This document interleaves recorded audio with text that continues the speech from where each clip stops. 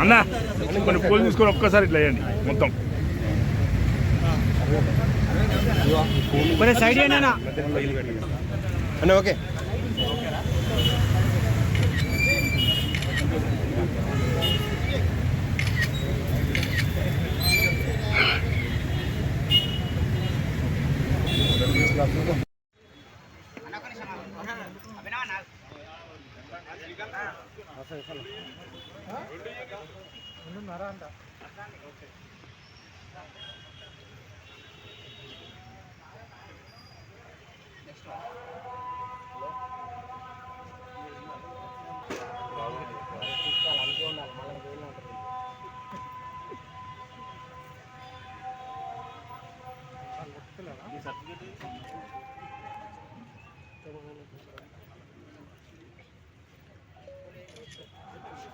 అన్న వెనకకి రా అన్న హైదరాబాద్ వెనకకి రా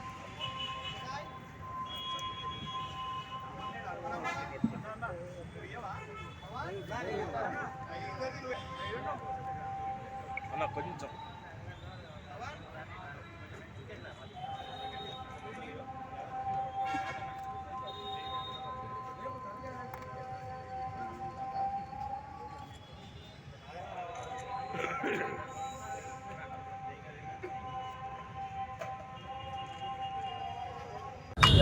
ఈరోజు మా నాన్న దాస్యం ప్రణయ్ భాస్కర్ గారి జయంతి వర్ధంతి.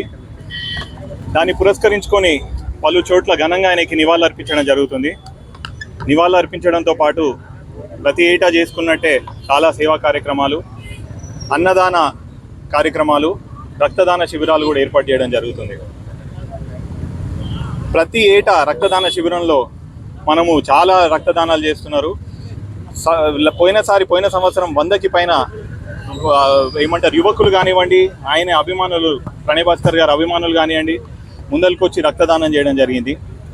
అట్లాగే ప్రతి ఏటా దాస్యం ప్రణయ్ భాస్కర్ ఫౌండేషన్ ద్వారా మేము చాలా సేవా కార్యక్రమాలు కూడా చేయడం జరుగుతుంది.